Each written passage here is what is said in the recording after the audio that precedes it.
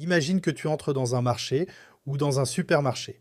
Tout ce que tu vois autour de toi, le pain, les vêtements, le téléphone, ce sont ce que les économistes appellent des biens économiques. Mais en économie, un bien ne se définit pas seulement par le fait qu'on peut l'acheter. Un bien économique est un bien qui possède trois caractéristiques principales. Il est utile, rare et il a un coût de production.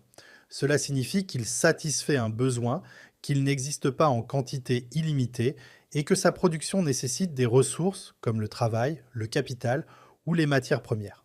Prenons un exemple simple, une bouteille d'eau vendue dans un magasin. Pour qu'elle arrive jusqu'au consommateur, il a fallu extraire l'eau, la traiter, la mettre en bouteille, la transporter et la distribuer. Tout cela demande des ressources et engendre un coût. C'est donc un bien économique. En revanche, l'air que nous respirons est généralement disponible en abondance et gratuitement.